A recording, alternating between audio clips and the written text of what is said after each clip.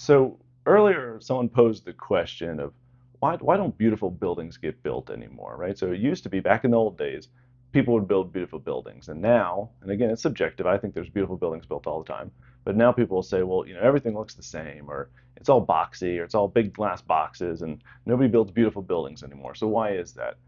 And frankly, I don't know the answer. This is under the thoughts category, right? I don't know the answer, but it got me thinking. And my first reaction was, well, maybe it's because you've got more requirements and restrictions. There's tighter codes. There's more hoops to jump through, permissions to get, approvals to get before you can start building a building, right? So 100 years ago, you could, I don't know, but seemingly just build a building wherever you wanted, however you wanted. And now it's not the same, right? We have zoning, we have administrative approvals, we have all these different things that we've got to get before we can build a building. There's fire codes. These are good things, right? So keeping people safe, it's a good thing. It's not all negative. But I thought maybe because of that additional cost of kind of administrative burden, um, maybe that's what it was. But then I got to thinking, well, if that went away, maybe the cost and risk of a project would go down, but because of something called the residual value of land, which is how most developers determine what they can pay for a piece of land, that's where you look at the total rents in a market, right? So the rents tell you what can be built there. If the rents are high enough, a project can get built. Within that, you look at what are your hard costs, what are your soft costs, what is your risk, how much margin do you need to make based on how much risk you're willing to take. And so that all stacks up to a total cost and risk sum. If you take that away, what you're left with is what you can afford to pay for the land, right? So if that cost and risk item goes down, or let's say on the cost side, if you could have a magic robot that built a building for half the cost that it used to take, all that would really do in a land competitive market, like I'm in Raleigh, right? So very competitive market. But what that would do is it wouldn't reduce the overall cost of a project because as you reduce the risk and cost of the building itself, that leaves a larger portion of residual land value.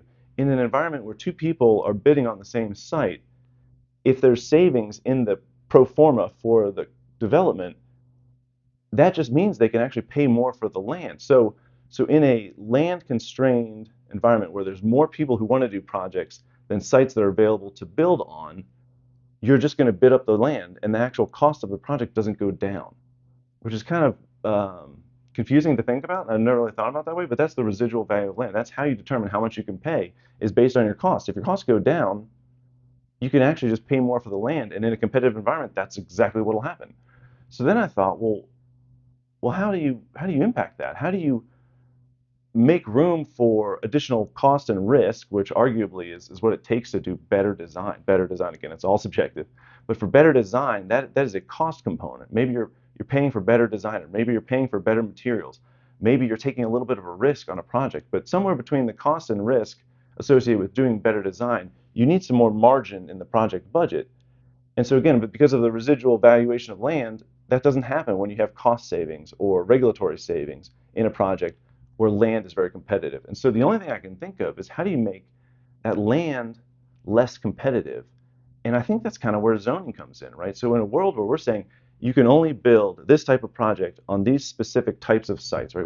Where we've reduced the amount of places that you can build a certain type of project through zoning, we've increased the competitiveness for that side of land. So taken to the extreme, I think if you just did away with zoning and you could build apartments anywhere you wanted to, or you could build office parks wherever you wanted to, or warehouses wherever you wanted to, all of a sudden the demand of land hasn't changed, but the supply has gone way up. So one thing will happen is the value of that land goes down. The other thing I think that happens is now you have some savings because of the reduced land value, but you also still have to compete for the tenants.